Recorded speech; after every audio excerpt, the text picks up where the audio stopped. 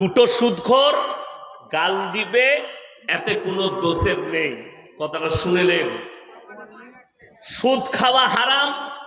মুসলমান যদি সুদ খায়, যে লোক হারাম জানার পরে সুদ খেলো, সে যেন আল্লাহর সঙ্গে যুদ্ধ ঘোষণা করলো। নবীজি সাল্লাল্লাহু আলাইহি সাল্লাম হাদিস বর্ণনা করলেন, কেউ যদি একবার সুদ খায়, নিজের আপন জন্মদাতা মায়ের সঙ্গে 36 বার জিনা করার সমান পাপ হবে। বলুন নাউজুবিল্লাহ। তাইলে একটা মুসলমান কি করে সুদ খেতে পারে? কোন হিসাবে খায়? কি ভেবে খায়? অথচ সেই লোক মসজিদে জুম্মার দিনে নামাজ পড়তে আসে। ঠিক বললাম না ভুল বললাম? বগলে গুয়ের গন্ধ, বাপ নাম রেখেছে আতর আলী। কথা বুঝতে পারেননি?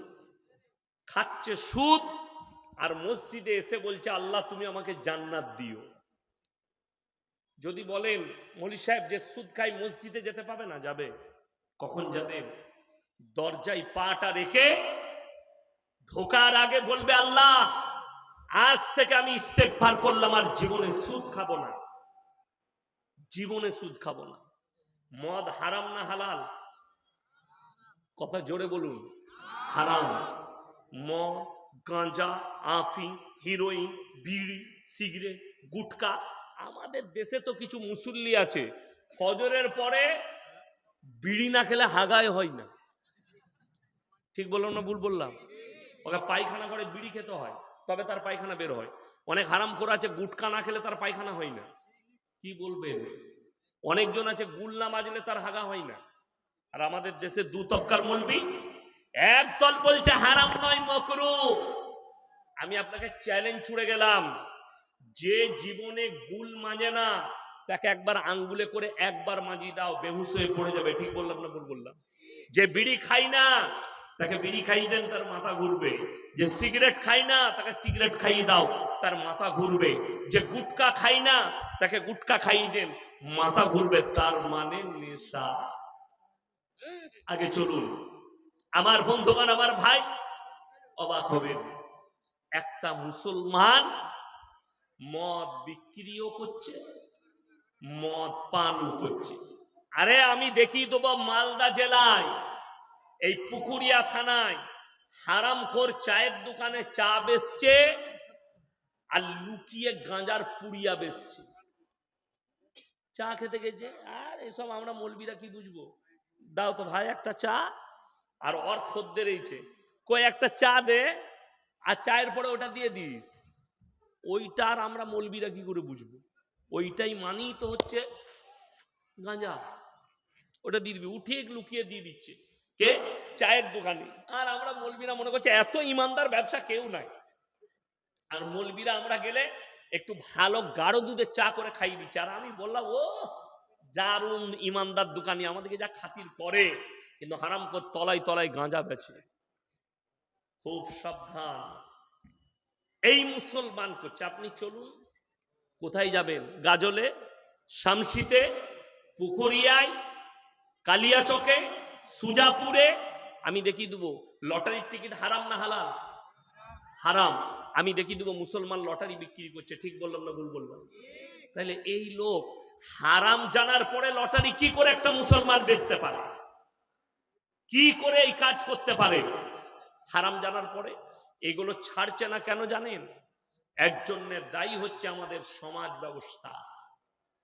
এরপরে আমি বক্তব্য শুরু করব। অনেক জনের গায়ে লাগবে, কিন্তু ঘা হলে সকালে মহলম লাগাবেন, আমাকে গাল দিয়ে লাভ নাই। যদি তোমার বাপের বাটা কোনো মৌলবীর কাছে দলিল থাকে, তাকে নিয়ে স্টেজে আসবে, ঝামেলা করো না।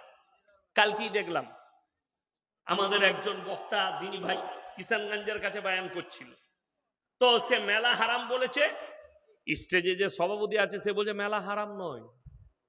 আমি ই কোথাকার কাঠ মৌলবি, ওগুলো কাঠ মৌলবি আমার কাছে বলছে মেলা হারাম নয়। ইব্রাহিম নবীর যেটা মেলা করেছিল এটা মূর্তি পুজোর মেলা ছিল। আমি খালি চিন্তা করছি এই মৌলবি পর্দা সম্পর্কে জানে না? এই মৌলবীর পর্দা সম্পর্কে জ্ঞান নেই না? এ কোরআন পড়েছে না হাদিস পড়েছে? বক্তাকে বলছে মেলা জায়েজ, ভিডিও ভাইরাল হয়েছে। অবাক লাগলো। সেই মৌলবীকে বলবো তুমি উইথড্র করো, তুমি মেলাকে হালাল বলেছ, তোমার শ্বাস নালীটা উকুড়ে দিবে ফেরেশতারা কবরে। তুমি রেডি থাকো, কবরে যাও। তোমার মতো কত মৌলবি গেল আর এলো, সভাপতি করে দিয়েছে, তুমি হালাল করে দিলে। ওই রকমই মুর্শিদাবাদে আপনারা মোবাইলে দেখেছেন, আমার সাথে ঝামেলা হয়েছে। ওইখানে ওই রকমই একটা কাঠ মৌলবি সভাপতি ছিল। সে আমাকে বলছে, গ্রামে তো দোকান থাকে, মেয়েরা তো দোকানে বাজার করতে যায়, তো ওটার বেলায় আমি বললাম, তোর বউ গ্রামে বাজার করতে যায়, এটার লেগে শরীয়ত দায়ী নয়, এটার জন্য তুমি দায়ী। আর যে মৌলবি বাধা দিয়েছে মেলা জায়েজ আছে বলছে, এ জানেই না যার বিটি বালিকা মেয়ে, বালিকা বউ, যার স্ত্রী বাজারে বেপর্দা ভাবে ঘুরবে, তাকে দাইয়ুস বলা হয়েছে। আর দাইয়ুস জান্নাতে যাবে না যদি কাবা ঘরে নামাজ পড়ে, আর তার বিবি বিটি বোন যদি বেপর্দা করে ঘুরে, জান্নাতের খুশবু পাবে না। লিখে লাও, আমি যদি মিথ্যা বলি, কোন মৌলবি বলে দেখ আপনি ভুল বলছেন, যার বিবি বেপর্দা পরে ঘুরলেও সে জান্নাতে যাবে, সে দাইয়ুস নয়। চ্যালেঞ্জ দিলাম। আমার পাল্লায় পড়ে গেলে ও বুঝতে পারত, ও বক্তা তো ঠান্ডা মিজাজি, হালকার উপর দিয়ে হেসে চালিয়ে দিয়েছে। আমার পাল্লায় পড়লে বুঝতে পারত যে কার পাল্লায় পড়েছে। কত বড় আস্পর্ধা, মেলাকে জায়েজ করছো অপরাধ, আবার মৌলবিকে দাবি দিয়ে ওটাকে জায়েজ করতে চাইছো। নারী পুরুষ এক কাছে যেখানে হবে, পর নারী আর পর পুরুষ এক কাছে হলে তৃতীয় নম্বর যে হাজিরি দিবে তার নাম হচ্ছে শয়তান। কোরআনে আছে, ইন্না শাইতানা লিল ইনসানি আদুব্বুম মুবিন, শয়তান মানুষের প্রকাশ্য দুশমন।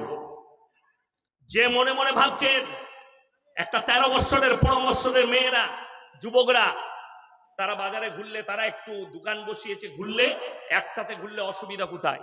তাকে আমি জিজ্ঞেস করছি যে 13 বছরের মেয়েটা বালিক কি নাম? যদি বলো না বালক, তাহলে তুমিও বালক হওনি, 80 বছর হবে তবে তুমি বালিক হবে। একটা মেয়ে 10 বছর বয়স হলে তার জন্য নামাজ ফরজ হয়ে যায়। 10 বছরে বালিকান করিবা, 12 বছর হলে বাচ্চা ধারণ করার ক্ষমতা নিয়ে আসে একটা ছেলে আর মেয়ে। আর তুমি বলছো আমার 13 বছরের মেয়ে মাথার চুল খুলে, ঠোঁট পালিশ লাগিয়ে, বিনা উন্নায়, বিনা পর্দায় বাজারে ঘুরে বেড়াবে। এই মেলাটা শুধু হারাম নয়, মেয়েরা বিনা কারণে বাজারে যেতে পাবে না, বাজার করতে পাবে না।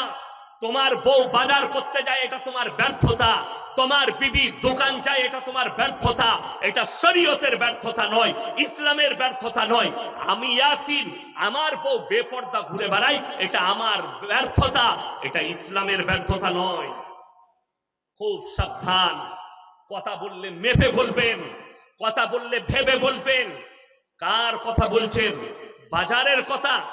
আরে নারীরা 3টে কারণ ছাড়া বাড়ির বাইরেই যেতে পাবে না। নাম্বার 1, সেটা হচ্ছে যদি নিজের শরীর অসুস্থ হয়, পর্দার সহিত ডাক্তারের কাছে যেতে পাবে।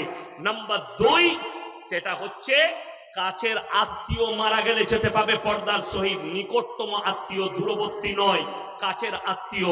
নাম্বার 3, সেটা হচ্ছে হজ ফরজ হলে হজ করতে যাবে। আমার বন্ধুগণ, আমার ভাই, নিকটতম আত্মীয়। আপনি ইমানদারির সঙ্গে বলুন তো, মরা ঘরে ভিড় কাদের বেশি হয়? কথা বলে না? মেয়েদের, মহিলাদের। তাহলে ওই ব্যর্থতাটা আমাদের, কোরআন হাদিসের ব্যর্থতা নয়, ইসলামী শরিয়ার ব্যর্থতা নয়, আপনার আমার ব্যর্থতা। আমার ভাই, আমি যেটা আপনাদেরকে বুঝাচ্ছিলাম, একটা মুসলমান যদি জানে এটা হারাম, সেটা তো মুসলমানের জন্য আর শোভনীয় নয় সে কাজটা করা। যদিও করে জিদ করে, আরে মৌলবীরা বলছে বলুক, আমরা আমাদের কাজ করব। মৌলবীরা বলতেই থাকবে, আমি কেন ছাড়বো? আমি আমার গাঁজা বিক্রি করব, আমি আমার মদ বিক্রি করব, আমি আমার গাঁজা বিক্রি করব, আমি সুদ খেয়েই যাব। এ মৌলবীরা যা বলছে বলুক, এই মৌলবীদের বলা কাজ বলবে, আমরা আমাদের কাজ করব। আমি ইমানদারির সঙ্গে বলছি, তুমি যদি এই জিদ করে সুদ খেয়ে যাও, আর যদি এটা প্রকাশ পেয়ে যায়, যে লোক জেনে বুঝে হারাম জানার পরে সুদ খেলো, সে যেন আল্লাহর সঙ্গে যুদ্ধ ঘোষণা করলো। যে লোক আল্লাহর সঙ্গে যুদ্ধ ঘোষণা করলো, এই লোক আর মুমিন থাকতে পারে? বাবা, থাকতে পারে না। তাইলে আমাদের দেশে জানেন লোক কেন ছাড়তে চাই না? 2টো কারণে। এক হচ্ছে জলসায় আদায় হয় না? হয় না? আমার আগে বাবাজি চাইছিলেন, আপনারা দিলেন মাদ্রাসার জন্যে। আর অনেক বক্তা আমাদের সুর করে আদায় করে না। এখন মসজিদের জলসা, মাদ্রাসার জলসা। আমি বর্ধমান জেলার মানুষ, আমি আপনাদিকে সবাইকে চিনি না, আমাকে কিন্তু সবাই চিনেন, মোবাইলে দেখেছেন। দুঃখের বিষয়, একজন লটারিওয়ালা কিংবা একজন সুদখোর এসে আমার হাতে 2000 টাকা দিল। এখন আমি কি করলাম? আহারে বান্দারে উদয় বসেছিল, আর ছিল কি না ছিল, 2000 দিল, দিয়ে তাকে জান্নাতে ভরে দিলাম। সুদখোর দেখলে আল্লাহ এরকম যদি 5টা মাদ্রাসায় দিই, তা 5টা জান্নাত তো মৌলবীরাই ভরে দিবে আমাকে, সে আর সুদ ছাড়বে? দ্বিতীয় নম্বর, আপনারা মৌলবীকে দায়ী করছেন, মাদ্রাসাওয়ালাকে দায়ী করছেন।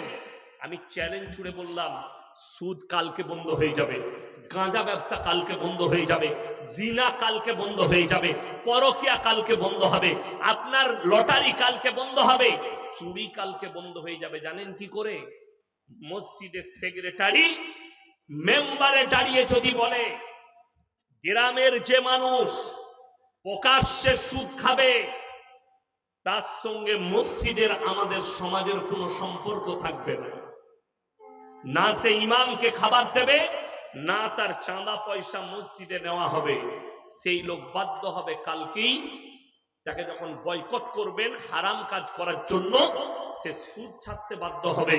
কেউ যদি লটারির ব্যবসা করে প্রকাশ্যে, তাকে ডাঁটতে বলুন, না তুমি ইমামকে খাবার দিতে পাবে, না তোমার চাঁদা নেওয়া যাবে, যেহেতু তুমি হারাম ব্যবসা প্রকাশ্য করছো, যেটা ইসলামী শরীয়তে হারাম।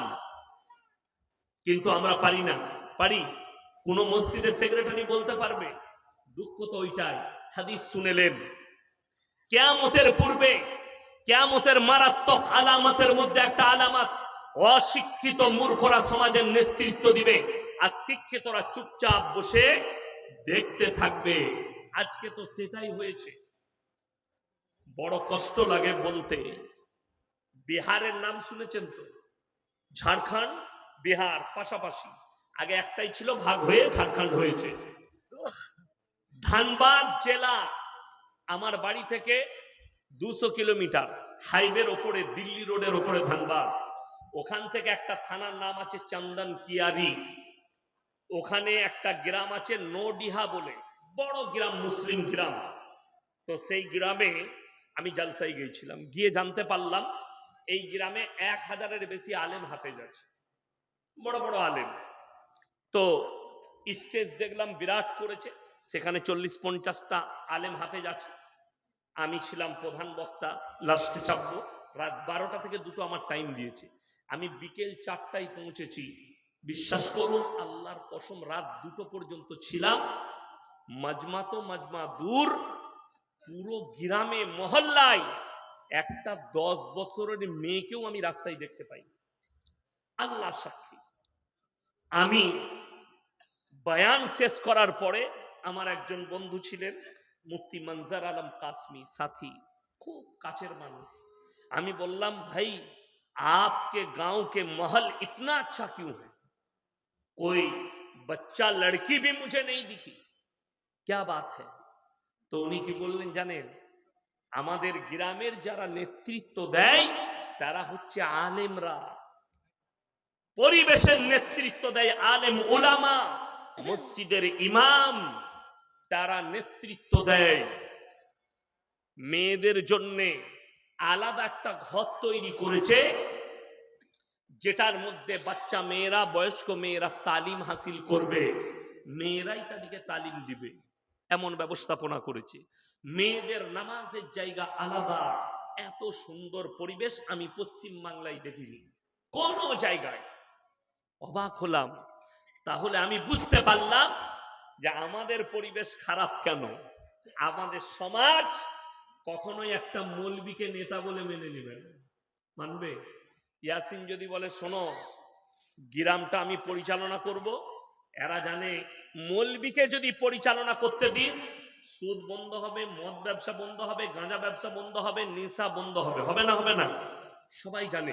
অর্থাৎ এদিকে নেতৃত্ব দেওয়া যাবে না। নেতৃত্ব দিবে কে? মদখোর, গাঁজাখোর, গুটকাখোর, জিনাখোর, বললে একে নেতৃত্ব দিতে দে। তাহলে সমাজের উন্নতি হবে না অবনতি হবে? আপনারা আপনাদের বিবেককে জিজ্ঞেস করুন। কিয়ামতের আলামত এইটাই যে অশিক্ষিত মূর্খরা নেতৃত্ব দিবে। আজকে ভেবে দেখুন, দিল্লির মসনদে পার্লামেন্টে দাঁড়িয়ে বলেছিল প্রাক্তন মুখ্যমন্ত্রী অরবিন্দ কেজরিওয়াল, এই ভারতের যদি গরিবিটা দূর করতে চাও, ভারতের অসহায়কে যদি অসহায় থেকে বার করে আনতে চাও, মজলুমকে জুলুম থেকে বাঁচাতে চাও, প্রত্যেকটা নেতা মন্ত্রীকে নেত্রীকে হযরতে উমরের মতো জীবন যাপন করতে হবে। জোরে বলুন সুবহানাল্লাহ। তারা বলতে বাধ্য হয়েছে, কেন? হযরতে উমর রাদিয়াল্লাহু তাআলা আনহুর মতো নেতৃত্ব এখন খুঁজে পাওয়া যায়। শুনেন, হকের ওপরে টিকে থাকতে হবে। হকের জিত আছে না না হকের জিত আছে? কথা বলে না? হকের জিত না না হকের? হকের জিত। এখন কিছু মুসলমান বলতে লেগেছে, আরে মৌলবীরা যতই বলুক হকের জিত আছে, আমরা তো চোখে দেখতে পাচ্ছি যারা না হকে আছে তারাই বেশি ভালো আছে। বলছেন না বলেননি? আর বাস্তবও তাই আছে, এইটা বাস্তব। আপনার দেখে মনে হচ্ছে সময় এই লোকটা না হকে চলে, এই লোকটা চুরি করে, এই লোকটা সুদ খায়, এই লোক তো গাড়িতে চাপছে, এই লোক তো বাড়িতে চাপছে, এই লোকের বাড়ি মাটবেল দেওয়া, এই লোক চুরি করে, এই লোকের অবস্থা এত ভালো, নতুন নতুন বাইক, 4 চাকা গাড়ি, তাহলে এইটাই ভালো আছে। মৌলবীরা ভুল বলছে। আমার বন্ধুগণ, আমি আমার বাপের দলিল দেব না, দুটো মারাত্মক দলিল দেব। একটা আরবি কিতাবের গল্প, একজন বড় মুহাদ্দিস লিখেছেন, কিন্তু তার ভেতর একটা মারাত্মক জ্ঞান আছে। আমি প্রথমেই বলে দিলাম এটা হাদিস কোরআন নয়, গল্প। আর একটা আছে, সেটা হচ্ছে কোরআন হাদিস। দুটো দলিল দেব। একটা, হকের ওপরে টিকে থাকলে আল্লাহ যে জিত দেয়, তার একটা গল্প তিনি লিখেছেন। একজন রাজা, বাদশাহ, ইমানদার বাদশাহ, তিনি রাজত্ব চালাচ্ছেন, 90 বছর বয়স হয়ে গেছে। তিনি চিন্তা করলেন, এই বয়সে আমি যদি এখন মারা যাই আর আমার এই গদিতে যদি কোনো বেঈমান বাদশাহ বসে যায়, আমার প্রজারা কষ্ট পাবে, প্রজারা কষ্ট পাবে। হাদিস শুনেলেন, মুসলমান যখন দিন থেকে সরে যাবে, আল্লাহর আদর্শ থেকে সরে যাবে, রাসূলের আখলাক থেকে সরে যাবে, আমি আল্লাহ জালিম বাদশাহ, অত্যাচারী বাদশাহ পাঠিয়ে বদলাবো। আমার একজন উস্তাদ আছেন উত্তরপ্রদেশে, হযরত মাওলানা মুফতি ইউসুফ সাহেব তাওলি, মুহাদ্দিস, হাদিসের পণ্ডিত। তিনি দেশ বিদেশে সফর করেন, প্রোগ্রামে যান, অনেক রকম ভাষায় কথা বলেন, অনর্গল আরবিতে বক্তব্য দেন। আমি একদিন জিজ্ঞেস করলাম, হযরত आप तो म्यांमार जाते रहते हैं, रोहिंग्या के ऊपर जो जुल्म हुआ इसका वजह क्या है?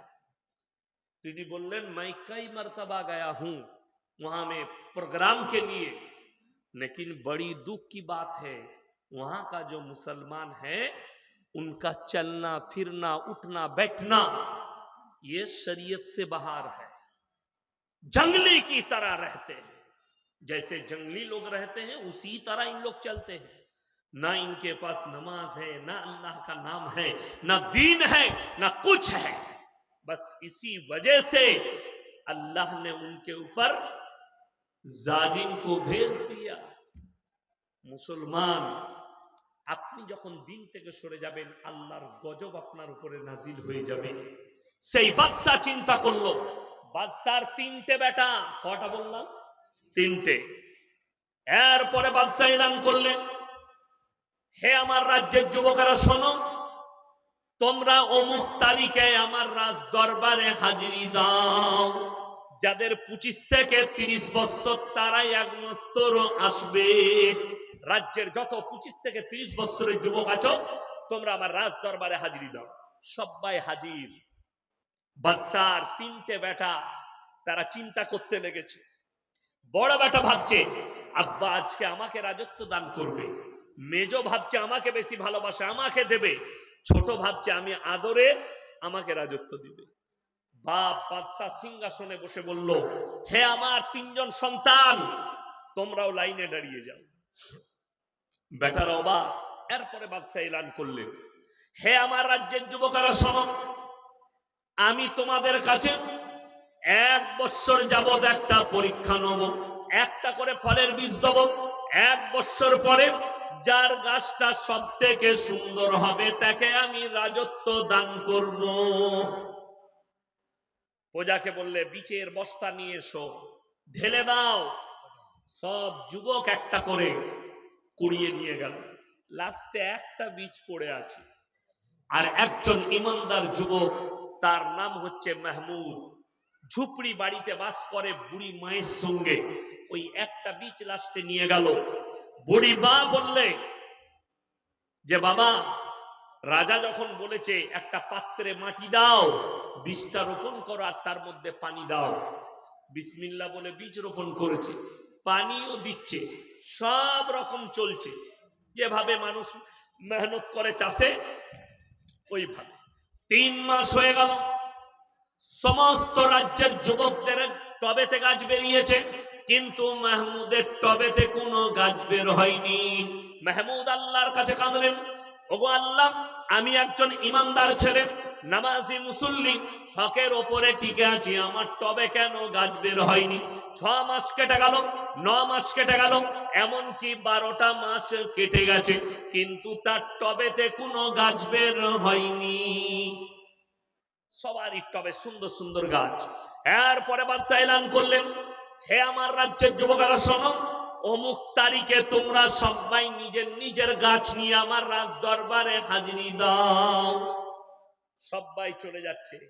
ফজরের নামাজ পড়ে মাহমুদ বাড়িতে এসে মন মারা হয়ে বসে আছে। মা, বাবা, তোমার মনে এত দুঃখ, কি ব্যাপার? মা, আজকে ডেকেছে বাদশা, কিন্তু আমি কোন মুখ নিয়ে যাব, আমার টবেতে তো কোনো গাছ নেই।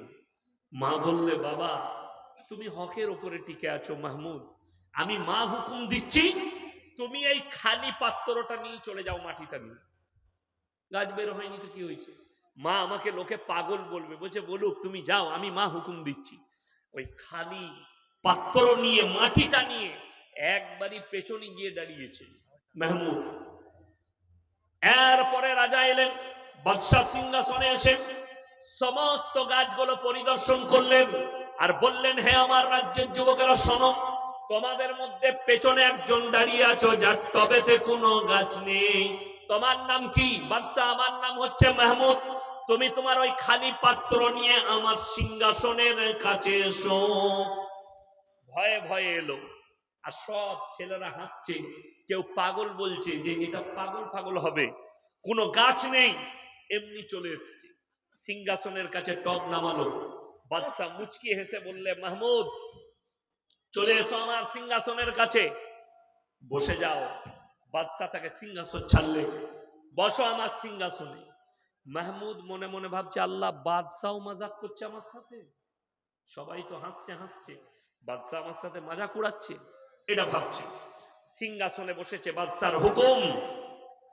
এরপরে বাদশা বললে, শোনো, হে আমার রাজ্যের যুবকেরা, তোমাদের মধ্যে আমি একজন ইমানদার বাদশা নিযুক্ত করছি, যার নাম হচ্ছে একমাত্র মাহমুদ। সবাই বলে উঠল, হে বাদশা, আপনি বলেছিলেন যার গাছটা সব থেকে সুন্দর হবে তাকে আপনি রাজত্ব দেবেন, মাহমুদের টবেতে কোনো গাছ নেই। বাদশা বললেন, অবশ্যই বলেছিলাম, কিন্তু আমি তোমাদিকে যে বীজটা দিয়েছিলাম গরম পানিতে সিদ্ধ করে দিয়েছিলাম, তোমাদের টবে কেমন করে গাছ বের হলো? তোমরা সবাই 2 নম্বরই করে বাজার থেকে অন্য বীজ কিনে রোপণ করেছো, একমাত্র হকের ওপরে টিকে আছে মাহমুদ, আমার বীজটাই রোপণ করেছে, যার কারণে তার টবেতে কোনো গাছ বের হয়নি। জোরে বলুন সুবহানাল্লাহ। হকের ওপরে টিকে থাকার কারণে বাদশাহ তাকে রাজত্ব দিল। এরপরে একটু কোরআনে চলুন। কষ্টটা কোথায় জানেন? আপনি নেতা হন, মন্ত্রী হন, এমএলএ হন, এমপি হন, কিয়ামতের দিনে সব থেকে কঠিন হিসেব আল্লাহর কাছে যেটা হবে সেটা কি জানেন? হকের, বান্দার হক। কেউ যদি মারে, সে যেই হোক, আল্লাহর কাছে কঠিন হিসেব হবে। যেমন আমরা জালসায় গেলে বহু মানুষ বলে, হুজুর একটু মা বাপের খিদমতের জন্য বলবেন, আচ্ছা, মা বাপের খিদমত করা, সেবা করা, এটা সন্তানের জন্য ফরজ, আর সন্তানের হক আদায় করা মা বাপের জন্য ফরজ নয়? এটা আমরা বলি না। অথচ অনেক মা বাপ সন্তানকে দুই দুই করে দেয়, একটা সন্তানকে বেশি, একটা সন্তানকে কম। করে না? করে না?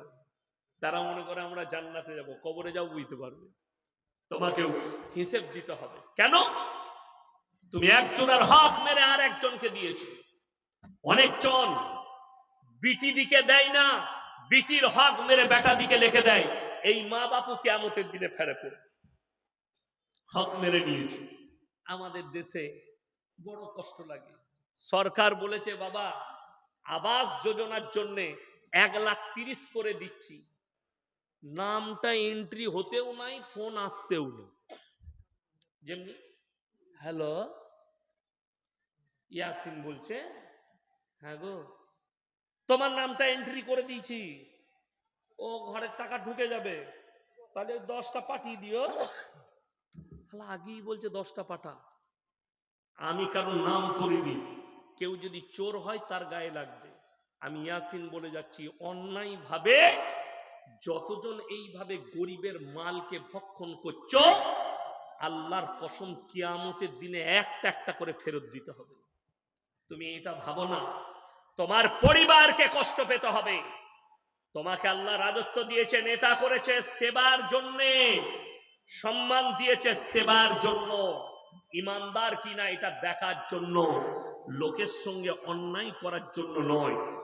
হযরতে উমর রাদিয়াল্লাহু তাআলা আনহু এত বড় এমন ইমানদার ছিলেন, মিশরের বাদশা এসে বলল, হে উমর তুমি কেমন ভাবে রাজত্ব চালাও, দেশ কিভাবে পরিচালনা করো, গোটা পৃথিবীতে তোমারই নাম চলছে, তুমি কিভাবে পরিচালনা করো? হযরতে উমর বললেন, শোনো তাহলে আমার বাড়িতে একদিন তোমাকে দাওয়াত খেতে হবে। বলে অবশ্যই খাবো, দাওয়াত দিবে। নামাজ পড়ে দুপুর বেলায় খানা খেতে বসেছেন। বেটা আব্দুল্লাহকে বললে, আব্দুল্লাহ দস্তরখান লাগাও। দস্তরখানে জবের রুটি, জবের আটার হাতে করে রুটি আর জাইতুনের তেল, আর কিচ্ছু নেই, এইটুকুই আছে। জবের তেল, জবের রুটি আর জাইতুনের তেল।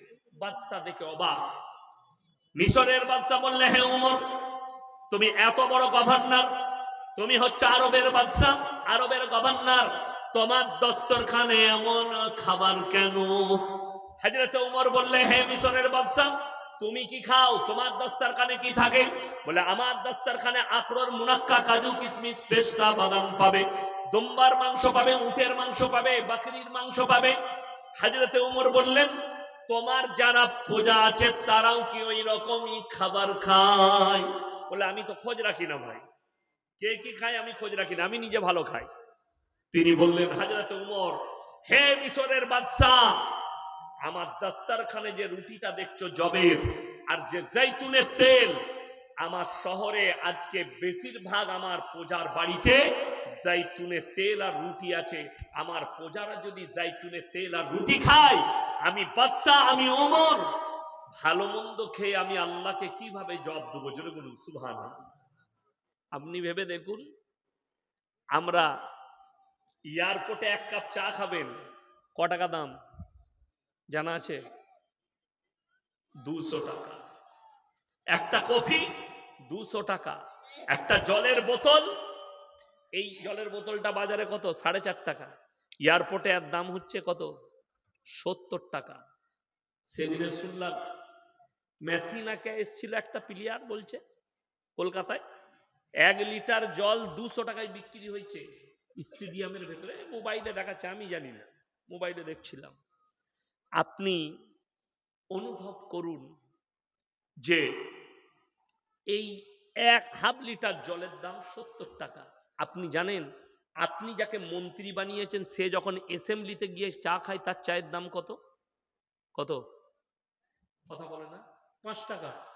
কত বললাম? 5 টাকা। ওই চাটা 5 স্টার হোটেলেও পাওয়া যাবে না, আর আপনাকে চা কিনে খেতে হচ্ছে 200 টাকায়। আর অ্যাসেম্বলিতে আপনি যাকে এমএলএ করে পাঠিয়েছেন, এমপি করে পাঠিয়েছেন, সে 5 টাকায় চা পায়।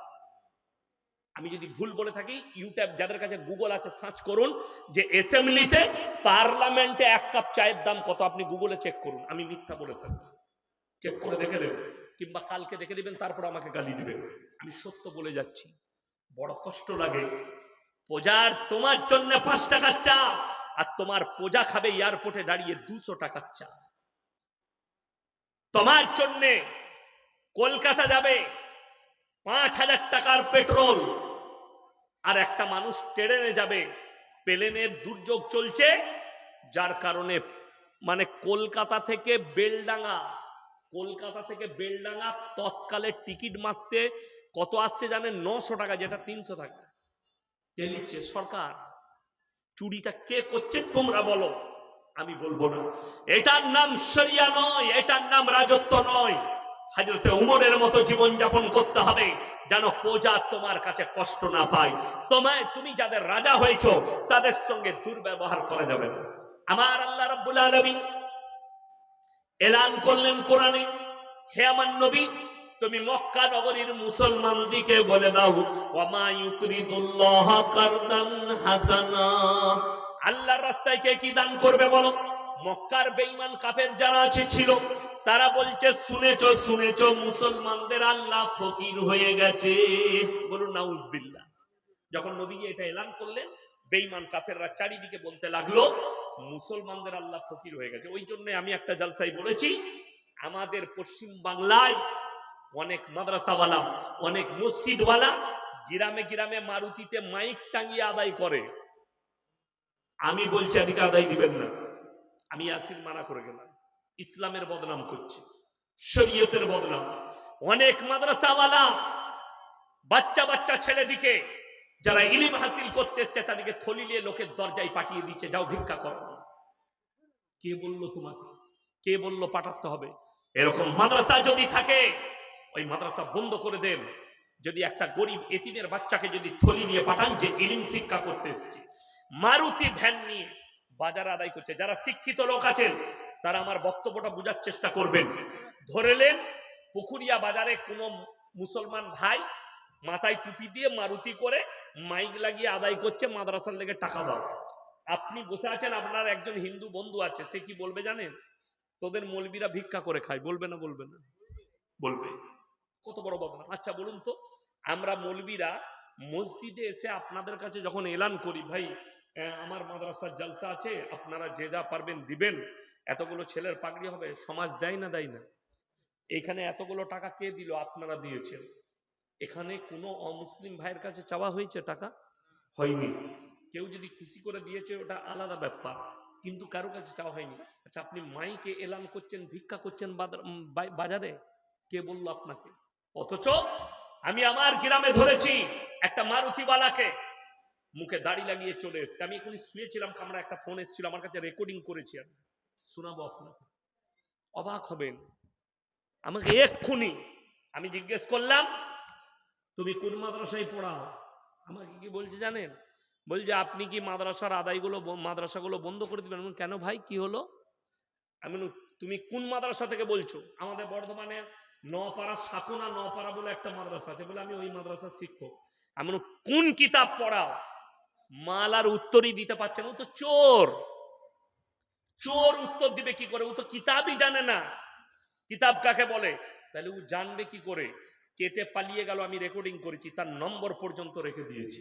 কালকে এই মালকে আমি ধরবো কোথাকা। কে এই চোরটা? কেন? ইয়াসিন সাহেব মানা করেছে মারুতি নিয়ে আদায় এলে আদায় দিবেন না। আজকে আমি মালদার মাটিতে, গাজলের মাটিতে বলে যাচ্ছি, তাকে ধরুন। আমি জিজ্ঞেস করলাম, ভাই কত বেতন পাও? বললে হুজুর বেতন নাই, তবে হাফ হাফ। আমি হাবলি, মাদ্রাসা হাবলে। আমরা তুমি যে মারুতি নিয়ে এসছো, মাইক ভাড়া, ড্রাইভার, খাওয়া দাওয়া, এগুলো কার? বলছে এগুলো মাদ্রাসা। তার মানে 1 টাকায় 25 পয়সা মাদ্রাসা পায়, 75 পয়সা সে নিয়ে নেয়। 100 টাকায় 75 টাকা তার, 25 টাকা মাদ্রাসার। কোন বাপের বেটা ভারতবর্ষের কোন মৌলবি আর কোন মুফতি যদি এটাকে হালাল বলতে পারে, আমি তার জুতোর মালা পরবো, তা না হলে তাকে জুতোর মালা পরবো। হারামের ওপরে হারাম, সুদের থেকেও ডেঞ্জার হারাম। যারা এইভাবে কোন মাদ্রাসাওয়ালা মারুতি দিচ্ছে, 75 টাকা নিবে আর আমাদেরকে 25 টাকা দিবে, আদায় করে নিয়ে নাও। যে মাদ্রাসাওয়ালারা দিবে তারাও হারাম কাজ করছে, জেনে রেখে দিবে।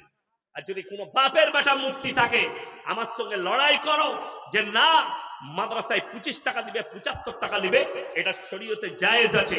আমি চ্যালেঞ্জ দিলাম গোটা ভারতের মুফতি দিকে।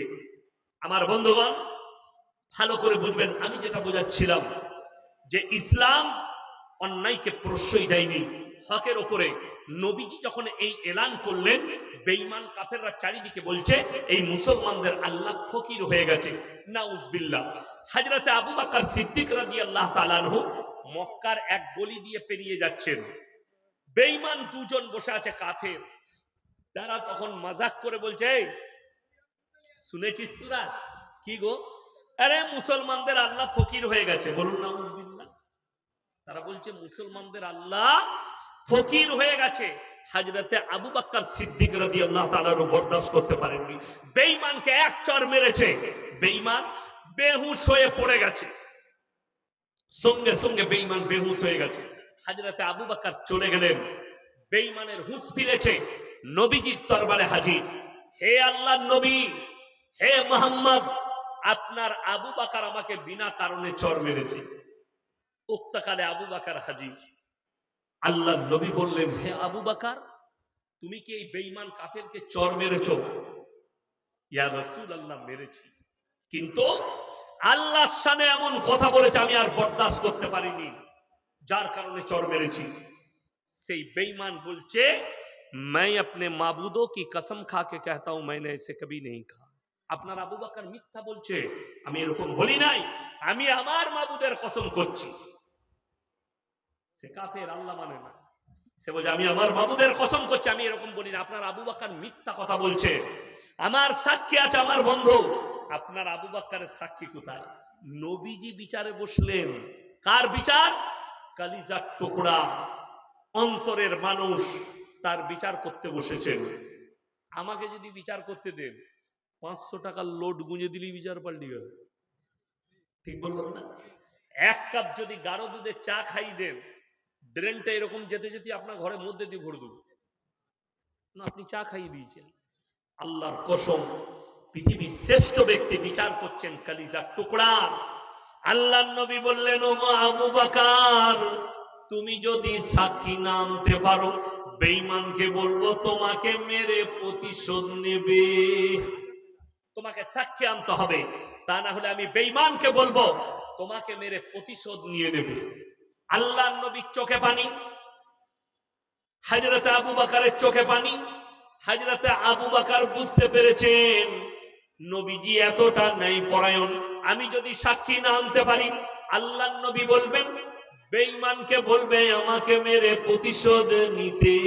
আর আল্লাহর নবী বুঝতে পেরেছেন আমার আবু বকর জীবনে মিথ্যা কথা বলবে না।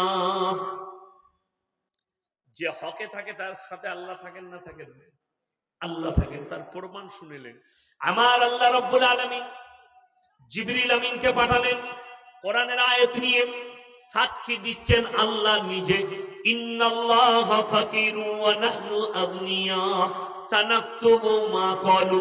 হে আমার নবী, পৃথিবীর মানুষকে শুনিয়ে দাও, আবু বকরের সাক্ষী আমি আল্লাহ নিজে দিচ্ছি। বেঈমান কাফের বলেছে আল্লাহ ফকির। জোরে বলুন সুবহানাল্লাহ। আল্লাহ নিজে সাক্ষী দিলেন, আবু বকরের সাক্ষী আমি আল্লাহ দিচ্ছি।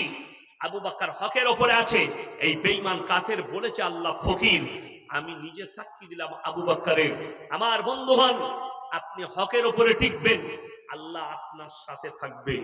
সবাই নিয়ত করলেন, পৃথিবীতে আল্লাহর কাছে যত বড় পাপ আছে, সব থেকে নিকৃষ্ট পাপ হচ্ছে তিনটে। কটা বললাম? তিনটে। নাম্বার 1, সেটা হচ্ছে শিরকের পাপ। কিসের পাপ বললাম বাবা? শিরকের পাপ। আজকে দেখুন বেঈমান কাফেররা, হে আমার যুবকরা, যুবতীরা শুনবেন, এত সূক্ষ্মভাবে আমাদের ইমানগুলোকে ধ্বংস করছে আমরা বুঝতেই পারি। যেমন আমাদের অনেক যুবক আছে, মৌলবিদিকে দেখলে বলে আমরা ভালোবাসি ভালোবাসি। কালকে আমি যেখানে জলসাই ছিলাম মেদিনীপুরে, আমি স্টেজ থেকে নামার পরে আমাকে পুরো গাইড করে নিয়ে যেতে হলো গাড়ি পর্যন্ত, গাইড করে। কেন? এত ভিড়, ছেলেরা এত মোবাইল রেডি করেছে। আমি দক্ষিণবঙ্গে জলসার দাওয়াত নিই না, কোন রকম একটা নিয়েছি, কি বুঝলেন, মানে যা রেট বলেছি নিয়ে নিয়েছে। আমি যাবো না বলে রেট বেশি বলছি, তাও নিয়ে নিচ্ছে ওই ভয়ে। কিন্তু গেছিলাম একটা জলসা কালকে দক্ষিণবঙ্গে, একবারই খড়গপুর টাউনে। তো আমি সেখান থেকে কোন রকম বেরিয়ে এলাম। সেলফি তুলছে ইয়াসিনের, কিন্তু চুল কেটেছে শুয়োরের মাথার মতো। কথাটা বুঝতে পারেননি? সেলফি তুলছে আমাদের, হারামখোর হাতে চেন পড়ে আছে, না হলে বালা পড়ে আছে। সেলফি তুলছে আমাদের, কান ফুটো করে কানে বালি পড়েছে। আপনি দেখলেন? কলকাতায় গেলে বুঝতে পারতেন মেসির কত ভক্ত আছে, আছে না নাই? যারা ভক্ত আছে তারা শুনে লাও, কিয়ামতের দিনে মৌলবিদিকে সাথে পাবে না, তোমাকে মেসির সাথেই দাঁড়াতে হবে। সামনে 25শে ডিসেম্বর আছে, আছে না নাই? বড়দিন, মুসলমানদের ছেলেরা এখন থেকে রেডি হচ্ছে বড়দিনে কেক কাটবো। আমি আপনাদেরকে এই মালদা জেলার ঘটনা শোনাচ্ছি, যেখানে কালিয়াচকে কত % মুসলিম হতে পারে? কথা বলে না? 90%। কত বললাম? 90%। কালিয়াচক টাউনটাই কাছে। অবাক হবেন, 31শে ডিসেম্বর রাত 12টার সময় মুসলিম যুবক 100 থেকে 150 থেকে 200 জন হাই রোডের ওপরে কয়েক লক্ষ টাকার বোম সাজিয়ে রেখেছে। রাত্রি 12টা বেজেছে, যেমনি 1 তারিখ হয়েছে বোমগুলো একসাথে ধরিয়ে দিল। কি ব্যাপার? 1 জানুয়ারি আমরা পালন করছি, অথচ পহেলা মুহররম আগে চালু হয়েছে না পহেলা জানুয়ারি আগে চালু হয়েছে? পহেলা মুহররম। আমরা মৌলবীরা তো বললাম না যে পহেলা মুহররমে বোম ফাটাবি। কোন মৌলবী বলেছে পহেলা মুহররমে ড্যান্স করবি? আপনাকে দেখিয়ে দেব মুসলিমদের যুবক কি করতে যাচ্ছে। পহেলা জানুয়ারি বক্স বাজিয়ে ফিস্ট করবে, আর শুধু ফিস্ট নয়, তার সঙ্গে আবার বোতলও থাকে 1 পেটি করে। আপনারা জানেন, আপনাদেরকে তথ্য দিয়ে যাচ্ছি, গোটা পশ্চিম বাংলায় গুগলে সার্চ করুন, তাইলে পাবেন গোটা পশ্চিম বাংলায় মালদা মুর্শিদাবাদ, মালদার মুর্শিদাবাদের সব থেকে বেশি বাইক অ্যাক্সিডেন্ট।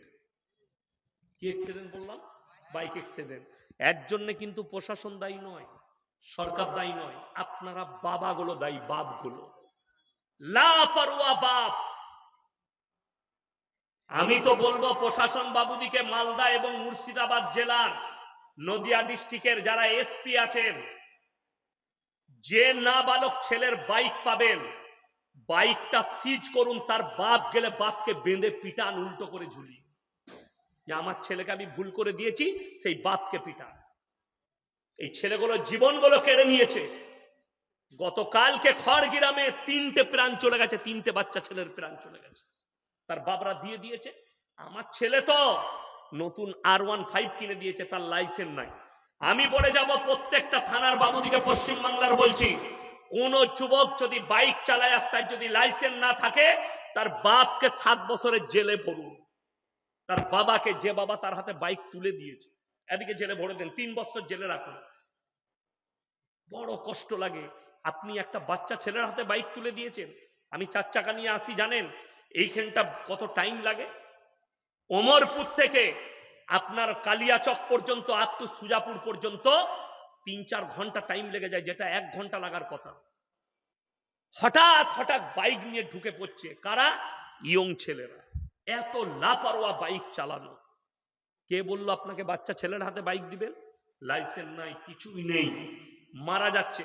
আর এরা এত উগ্র, চলে যাচ্ছে লাঠি সুটা নিয়ে পুলিশের গাড়ি ভাঙচুর করবে।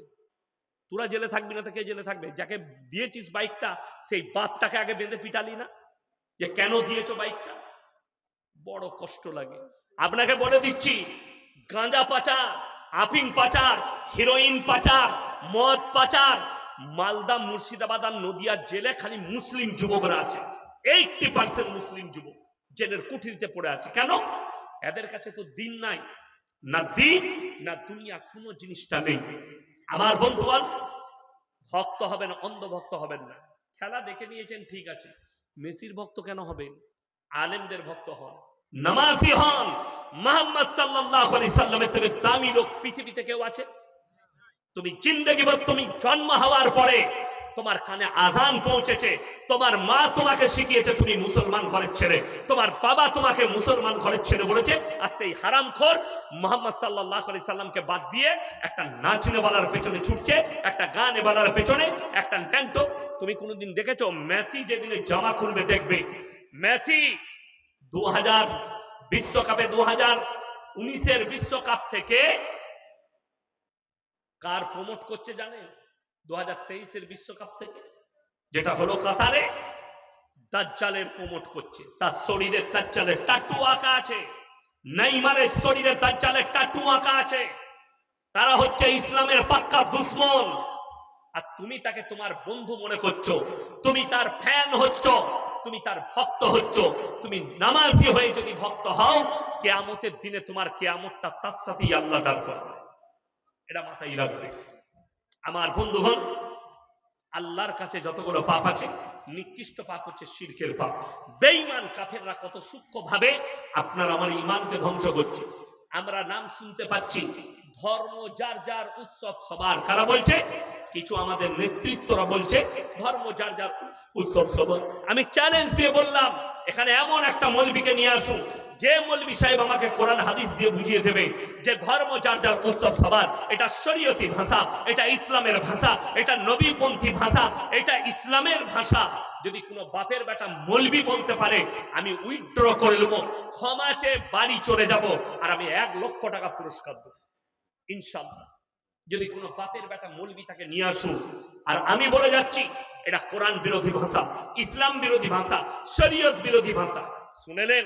এখানে যদি কোনো নেতা ভাই থাকেন, কোনো শিক্ষিত থাকেন, জ্ঞানী গুণী থাকেন, তাদের যদি মনে হয় আমরা তো পুজো পাঠে যাই, আমরা সব উৎসবে যাই, তাহলে কি আমাদেরকে বলছেন? আমি তোমাকে বলিনি। আর তুমি যদি এই পাপ করে থাকো, হ্যাঁ তোমাকে বলছি। যদি বলেন মৌলী সাহেব আপনি তো সম্প্রীতি নষ্ট করছেন, ঘোড়ার ডিম বুঝেছ সম্প্রীতি কাকে বলে? আমাদের মতো মৌলবীর কাছে শোনো, রাসূলের আখলাক থেকে শিখে যাও। আমার আল্লাহ শিখিয়েছেন সম্প্রীতি কাকে বলে।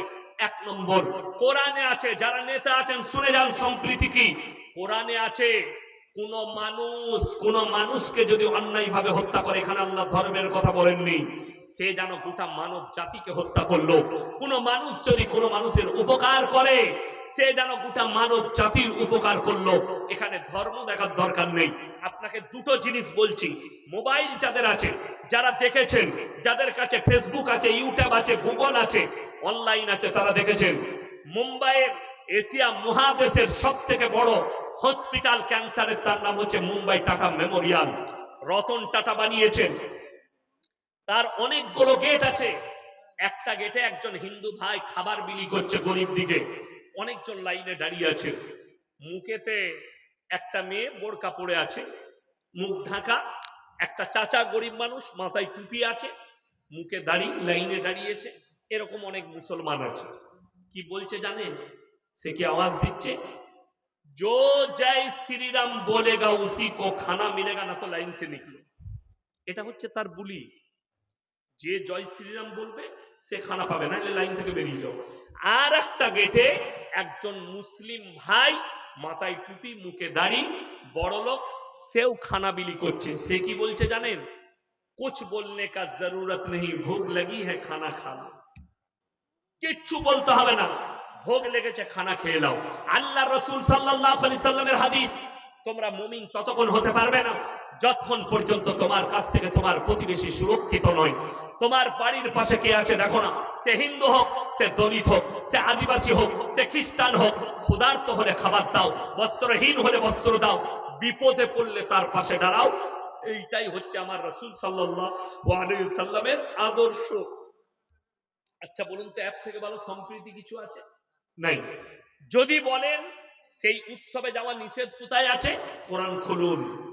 লাউ কানা ফীহিমা আলিয়াতুন ইল্লাল্লাহু লাফাসাদাতা, আমি আল্লাহ ছাড়া পৃথিবীতে আর একটা আল্লাহ হলে পৃথিবীতে বিভ্রাট আটার মারামারি সৃষ্টি হতো। সৃষ্টিকর্তা কজন? একজন। তুমি যদি আর একজন, আমার আল্লাহ নিজে কোরআনে বললেন লাউ কানা ফীহিমা আলিহাতুন ইল্লাল্লাহু লাফাসাদাতা, আমি আল্লাহ ছাড়া আর একটা আল্লাহ পৃথিবীতে হলে পৃথিবীতে মারামারি হতো আর বিভ্রাট সৃষ্টি হয়ে যেত। তাই আমি আল্লাহ একাই সৃষ্টিকর্তা, বাকিতে আর কেউ নেই। উপাস্য যোগ্য, ইবাদতের যোগ্য একমাত্র আল্লাহ, পৃথিবীতে আর কেউ নেই। এই যে মাটি, একটা পুতুল তৈরি হয় মাটির, হিন্দু ভাইরা তৈরি করেন, ওটা মাটির না অন্য কোনো ম্যাটেরিয়ালস? মাটির। মাটির সৃষ্টিকর্তা কে? আল্লাহ। আচ্ছা, ঠাকুরটা কেউ হাতে করে বানায় না অটোমেটিক তৈরি হয়? হাতে করে বানায়। ইব্রাহিম আলাইহিস সালাতু ওয়াস সালামের আব্বা জানের তিনটে কাজ ছিল। কটা কাজ? তিনটে। মূর্তি তৈরি করা, মূর্তি বিক্রি করা, তার উপাসনা করা। ইব্রাহিম নবী নিজের আব্বাজানকে দাওয়াত দিয়েছেন, ইজ ক্বালা লিআবিহি ইয়া বাতি লিমা তা'বুদু মা লা ইয়াসমাউ ওয়া লা ইউবসিরু ওয়া লা ইউগনি আনকা শাইয়্যা। হে আমার আব্বাজান, আপনি কার উপাসনা করছেন? হাত পা নাড়তে পারে না, কথা বলতে পারে না, নিজস্ব কোনো ক্ষমতা নেই, আপনি তার উপাসনা করছেন, ওটা শয়তানের রাস্তা। আমার আল্লাহকে বিশ্বাস করুন, আমাকে নবী হিসাবে মেনে নেন। ইব্রাহিম আলাইহিস সালাতু ওয়াস সালামের আব্বাজান মেনে নেই।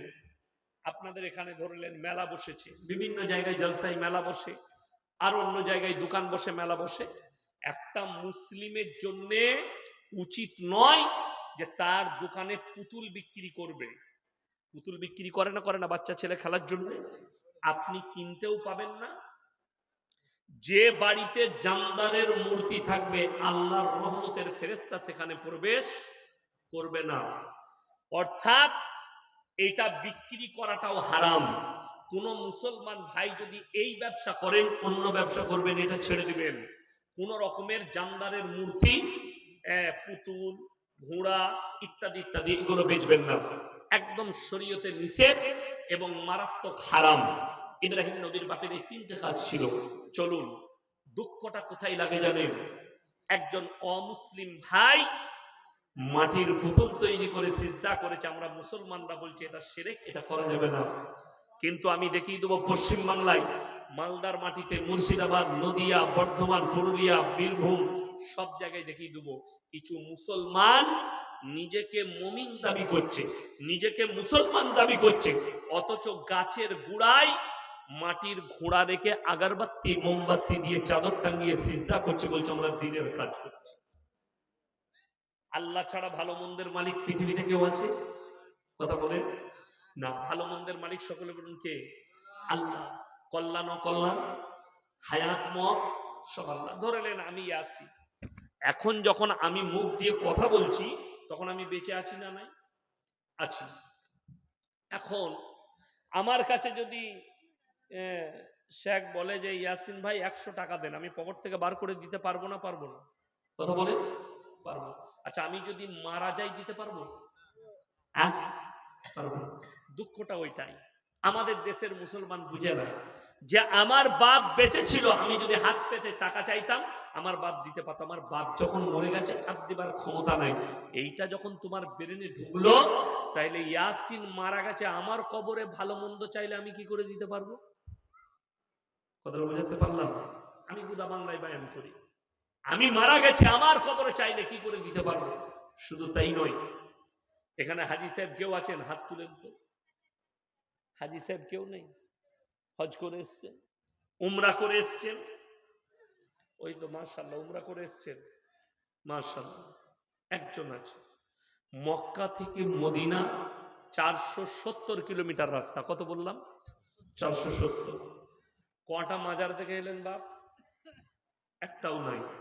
আমার বাড়ি থেকে আপনাদের এখানে 300 কিলোমিটার রাস্তা, 300,000-এর বেশি মাল আছে। আমি বললেই খারাপ বলবি। দুঃখের বিষয়, আপনি বলুন তো, পৃথিবীতে সাহাবীদের থেকে বড় ওলি পৃথিবীতে আর কেউ হতে পারে? কথা বলে না? জান্নাতুল বাকিতে এতগুলো সাহাবী শুয়ে আছে, শুধু এটা ছেড়ে দেন। 70 জন সাহাবী যুদ্ধের ময়দানে শহীদ হয়েছিলেন। অহুদের প্রান্তরে লোহার ব্যারিকেড দিয়ে তাদের কবরগুলো ঘেরা আছে। সেখানে এমন একজন সাহাবী শুয়ে আছেন যিনি নবীজি সাল্লাল্লাহু আলাইহি সাল্লামের চাচা যান হযরতে আমিরে হামজা রাদিয়াল্লাহু তাআলা, যার বুকটা চিড়ে কলিজা থরটা বার করে চিবিয়েছিল যুদ্ধের ময়দানে। তার নাম হিন্দা। আল্লাহ তাকেও ঈমান দান করেছিলেন, এই হিন্দাকেও ঈমান দান করেছিলেন। এরকম সাহাবী শুয়ে আছেন, একটাও মাজার নেই। কিন্তু দুঃখ, আমাদের দেশে মাজারের শেষ নেই। আমার বর্ধমানে এক জায়গায় ঝামেলা হলো, আমাকে ডেকে পাঠালো, থানা থেকে আমাকে ডাকলো, গেলাম। দুটো দল, এক দল বলছে ওরস করবো আর এক দল বলছে করতে দেবো না। যে করছে তাকে আমি বললাম, বাবা আপনি ওরস করুন, আপনার এই কবরে কে আছে, কোন হুজুর শুয়ে আছে? বলছে কোনো হুজুর নাই, পাথর চাবড়ি থেকে মাটি এনে কবর করেছে। আমরা মার হারাম করকে জুতো করে। ইসলাম সত্যের উপরে ঠিক আছে না মিথ্যার উপরে? সত্যের উপরে। আপনারা বলুন তো, হযরতে হোসেন কোথায় শহীদ হয়েছে? কারবালাটা কোথায়? কালিয়াচকে? ইরাকে। তার মঞ্জিল মাটি হচ্ছে গাজলে, তার মঞ্জিল মাটি হচ্ছে কালিয়াচকে, তার মঞ্জিল মাটি হচ্ছে ধুলিয়ানে, তার মঞ্জিল মাটি হচ্ছে ঝাড়খণ্ডে, তার মঞ্জিল মাটি বিহারে, তার মঞ্জিল মাটি বর্ধমান, তার গোটা Bharat, Bangladesh, Pakistan, Iran, Iraq, Syria, Libya সব জায়গায় তার মঞ্জিল মাটি হচ্ছে। একটা লোকের কবর কটা? একটাই। চলুন, আমার যারা, যদি আমার বক্তব্য কোনো বেরেলভি ভাই শুনছেন, যারা নিজেদেরকে সুন্নি বলে, তারা আপনার মৌলবীকে জিজ্ঞেস করুন। কিতাবের নাম ফতোয়ায়ে রিজবিয়া, আহমদ রাজা বেরেলভি লিখেছে, খণ্ড নম্বর 24, পৃষ্ঠা নম্বর 497, ছাপা হয়েছে পাকিস্তানের করাচিতে। সেখানে লেখা আছে, মিথ্যা কবর বানিয়ে ফাতিহা করা, তাজিয়া করা, মঞ্জিল মাটি করা, এই সমস্ত কাজগুলো হারাম। এটা আমাদের কোন মৌলবি নয়, আহমদ রাজা বেরেলভি লিখেছে। আগে চলুন, এই পৃষ্ঠাতেই লেখা আছে, মহিলাদের মাজারে যাওয়া তো দূরের কথা, নিয়ত করাটাও হারাম। কি করা বললাম? নিয়ত করা। আচ্ছা বলুন, নবীর মর্যাদা বেশি না পীরের মর্যাদা বেশি? পীর মানে হচ্ছে বয়োজ্যেষ্ঠ মানুষ। পীর মানে কি? বয়োজ্যেষ্ঠ। আচ্ছা, মা বাপের থেকে বড় পীর কেউ আছে? কেউ নাই। অনেকজন মাকে ভাত দেয় না, বলে আমি পাথর চাবড়িতে ফকির খাই এসেছি, তুই ঝাঁটা জুতো খাবি, মাকে আগে ভাত দে। অবাক হবেন, আমার মোবাইলে আমি গাড়িতে আস্তে আস্তে শুনছিলাম, আমি শেয়ার করেও রেখেছি, রেকর্ডিং করেও রেখেছি। কি জানেন, একজন মৌলবি বয়ান করছে, এটা আমাদের মৌলবি নয়, উত্তর প্রদেশে ইউপির একজন বেরেলভি মৌলবি। কিছুদিন আগে ইসলামপুর চোপড়ার কাছে এসেছিল, আমারও জলসা ছিল তার 2 দিন আগে, 1 মাস আগে, আমার পরেই তার জলসা ওই এলাকাতে। কি বলে গেছে জানেন? बड़ा पीर अब्दुल कादिर जिलानी कौन था मालूम है? कितना बड़ा पीर था, इतने बड़े पीर थे कि बड़ा पीर कभी काबा घर तवाफ करने नहीं जाते थे, बल्कि काबा घर उनके घर पे आता था। जोरे बोलुन नाउजुबिल्लाह। সঙ্গে সঙ্গে ঈমান চলে গেছে এই ভাষা বলার কারণে। নাম্বার 2, শুধু এটা বলেই ক্ষান্ত হয়নি সে, আমাদের দেশের কিছু গুটকা করে জিলাপি হুজুর বয়ান করে। আল্লাহর নবী যখন মিরাজে যাচ্ছিলেন, বাবা বোরাকে চাপতে পারেননি, নবীজি পড়ে যাচ্ছিলেন। আর আলমে আরওয়া থেকে বড় পীর নিজের কানটা বাড়িয়ে দিলেন, তারপরে নবীজি চাপলেন। আচ্ছা, নবীজি পড়ে যাচ্ছিলেন, এই কথাটাই নবীজিকে ছোট করা হলো না বড় করা হলো? হারামখোর জানেই না যে বড় পীরকে বড় করতে গিয়ে নবীকে ছোট করা হচ্ছে। জানলে তো বলবে না, কিন্তু জানেই না যে আমি নবীকে ছোট করছি। এই কথাটার কোনো বাস্তবতা নাই। তারপরে শুধু এটা নয়, বলছে বড়া পীর जब इंतकाल हुआ, कब्र में दफन किया बड़ा पीर को, और बड़ा पीर जब कब्र में चले गए तो फरिश्ते आ गए सवाल करने, काल अमर रब्ब का जैसे सवाल किया, फरिश्ते को एक झप्पड़ लगा दिया। मैंने बोला यार तुम कब्र में थे, तुमको कैसे पता चला? কথা বুঝতে পারেননি? কবরে তুমি কি ছিলে? তুমি কি করে জানলে যে ফেরেশতাকে চড় মেরেছে? তার কবরে তুমি ছিলে? এই যে শুনেন, শুধু এটা নয়, আমাদের মৌলবি নয়, এটা বেরেলভি মৌলবি বয়ান করছে। पूरे दुनिया के जितने पीर है, सबसे अफजल तो वो था, बड़ा पीर के दरबार में जो कुत्ता था, वो कुत्ता सारे दुनिया के पीरों से अफजल था। जोरे बोलो नाउजुबिल्लाह। কে বলছে? বেরেলভি বক্তা, আমি বলি না। তাহলে এরপর দেখে নাও, যদি কুকুরটা আফজল হয় তাহলে এরা কুকুরের থেকেও খারাপ, তোমার বাকি পীরগুলো। আমি বললি আমাকে গালি দেবে, এটা আমার কোনো ভাষা নয়, এটা তোমাদের একটা মৌলবীর ভাষা। আজকে যদি বড় পীর আব্দুল কাদের জিলানী রহমাতুল্লাহ আলাইহি বেঁচে থাকতো, এদেরকে কাফের ফতোয়া দিত। তার নামে যা মিথ্যাচার হয়েছে, তার নামে যা মিথ্যা প্রতিবাদ করেছে, মিথ্যা ফেলিয়েছে এরা, তিনি কাফের বলে ফতোয়া দিতেন। আগে চলুন, যতগুলো ভারতবর্ষে বড় বড় মাজার আছে, প্রত্যেকটা মাজারে একটা করে পুকুর আছে, দেখবেন। কি আছে বললাম? পুকুর। এই আপনাদের এখানে পান্ডুয়া বলে একটা জায়গা আছে না? কোথায়? আদিনা পান্ডুয়া, ওরা বলবো পান্ডুয়া শরীফ। নাউজুবিল্লাহ। পান্ডুয়া আবার কি করে শরীফ হলো? এইটাই তো মানুষকে বুঝাতে পারি না। আল্লাহর কাছে যতগুলো পাপ আছে, নিকৃষ্ট পাপ হচ্ছে শিরকের পাপ। আল্লাহ ব্যতীত ভালো মন্দের মালিক কেউ নেই। এরা নবীর থেকে বেশি মর্যাদা বড় পীরকে দেয়। বিসমিল্লাহ, আলহামদুলিল্লাহ। আমি প্রত্যেকটা ভাইকে অনুরোধ করব, নিয়ত করলেন আমরা শিরক থেকে বাঁচবো। জোরে বলুন ইনশাআল্লাহ। কবরে চাদর চড়ানো জায়েজ হলে আল্লাহর রাসূলের কবরটা আসমান পর্যন্ত হিরে মতি মুক্তোর চাদরে ঢেকে যেত। কবরে সিজদা জায়েজ হলে আল্লাহর রাসূলের কবরে আগে জায়েজ হতো, নবীজির কবরে জায়েজ নেই। পৃথিবীর আর কোনো মৌলবি মোল্লা পীর ফকিরের জন্য জায়েজ হবে না। আল্লাহর রাসূলের কবরে ভালো মন্দ চাইতে পাবে না। পৃথিবীর আর কোনো মৌলবি মোল্লা পীর ফকিরের কবরে ভালো মন্দ চাওয়া, কথা বলেন, যাবে না। বড় কষ্টের বিষয়। হযরতে উমর, হযরতে আবু বকর, হযরতে উসমান গনি, হযরতে আলী, হযরতে আমির হামজা, শোয়েবা, লুতবা, এত দামি দামি সাহাবীরা শুয়ে আছেন, তাদের মাজার নেই, তাদের কবরে সিজদা হয় না, তাদের কবরে লোক ভালো মন্দ চাই না। আর আপনি বলছেন কুতাকার কে মারা গেছে বলে তার কবরে গিয়ে লোক ভালো মন্দ চাইছে। সব থেকে বেশি ফেরে পড়ে মহিলারা। বাচ্চা হচ্ছে না, মাজারে গিয়ে বাচ্চা চাইতে যাচ্ছে, কবরে চলে যাচ্ছে বাচ্চা চাইছে। বাচ্চা হচ্ছে না, অমুক মৌলবীর কাছে গেলে তাবিজ দিলে বাচ্চা হবে। হে আমার মা, হে আমার বোন, তোমার বাড়িতে কোরআন থাকলে একবার কোরআনটা খোলো। কোরআনে স্পষ্ট ভাষায় আছে, সূরা আল ইমরানের প্রথম পৃষ্ঠায়, ওয়াল্লাযী ইউসাউবিরুকুম ফিল আরহামি কাইফা ইয়াশা লা ইলাহা ইল্লা হুয়াল আজিজুল হাকীম। হে আমার নবী, পৃথিবীর মানুষকে বলে দাও, মায়ের গর্ভে বাচ্চা আমি আল্লাহ দান করি, আমি আমার ইচ্ছা মতো বাচ্চা দান করি, আমি কারো পরামর্শে আল্লাহ কাজ করি না। জোরে বলুন সুবহানাল্লাহ। লাস্টে বলবো, তিনটে সাদকা দুনিয়াতে করে যান, রেখে যান, কিয়ামতের সকাল পর্যন্ত রেখে পাবেন। একটা হচ্ছে নেক সন্তান, আপনি মরে যাওয়ার পরে সে যেন আপনার জন্য দান করে, আপনার জন্য কাঁদে, আপনার জন্য দান খয়রাত করে, আপনার কবর জিয়ারত করে। নাম্বার 2, নিজের জন্য সাদকায়ে জারিয়া, আমি মরে যাওয়ার পরে যেন কবরে শুয়ে শুয়ে নেকি পেতে থাকি। নাম্বার 3, খায়রুকুম মান তাআল্লামাল কুরআন আল্লামাহু, ইলম যারা হাসিল করেছে, যে আলেমরা মাদ্রাসায় তালিম দিচ্ছেন এবং বাচ্চা তৈরি করছে, তাদের দ্বারা ইলম প্রচার হচ্ছে, এইটা হচ্ছে 3 নম্বর সাদকায়ে জারিয়া। কোরআনে অপর জায়গায় আছে, ওয়া আতিদাল কুরবা হাক্কাহু ওয়াল মিসকিন ওয়া ইবনাস সাবিল ওয়া লা তুবাদদির তাবদীরা। 3 জনের দোয়াকে আল্লাহ সঙ্গে সঙ্গে কবুল করেন।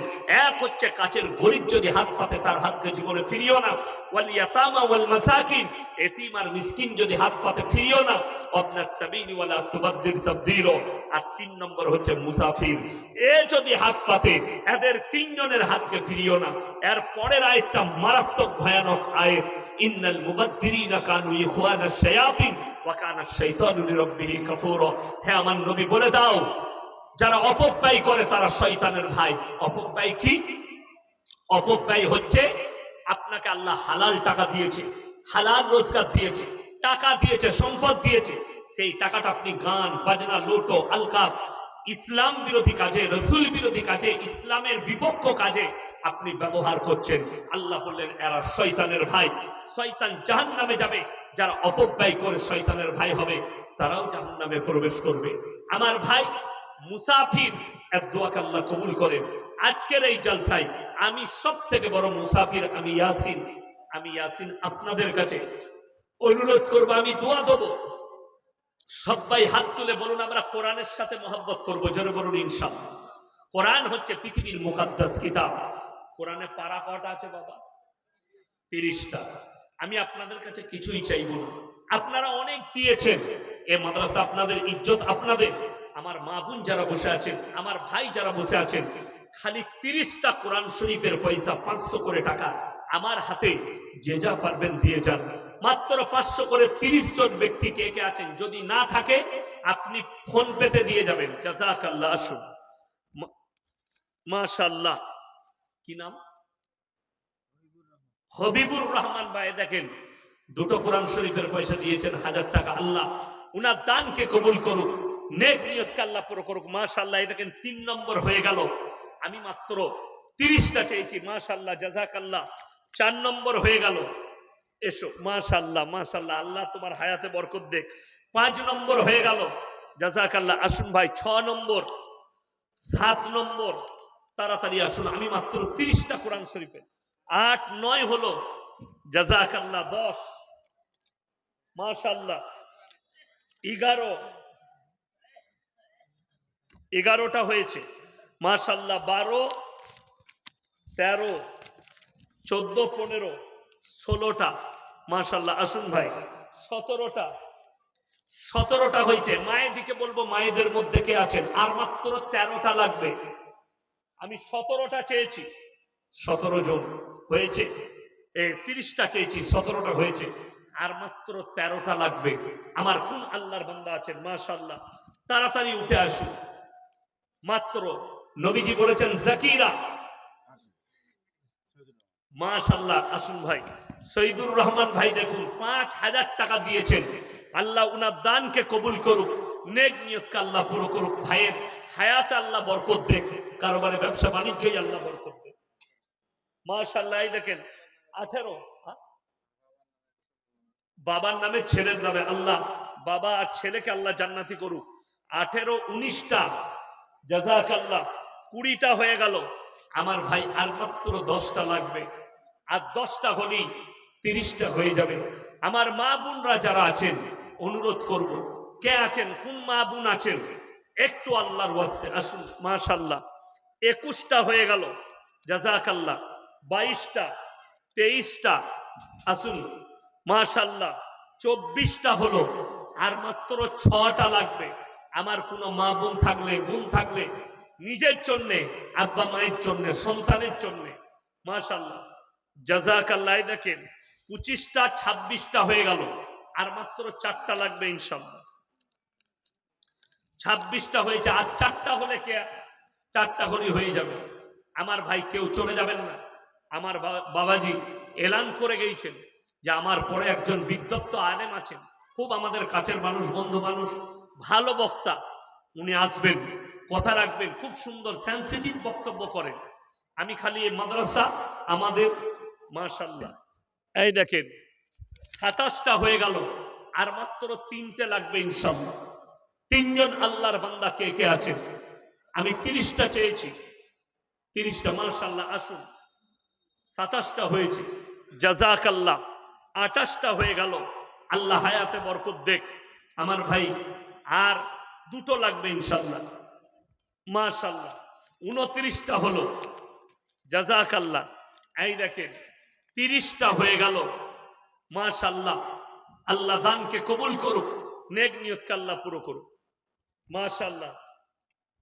আমি 30টা চেয়েছিলাম, আবার 31টা হয়ে গেল। তো তাহলে আর 9টা দেন। হ্যাঁ, এটা গজল শোনাবো, তাই না? আর 9টা দিয়ে দেন তো।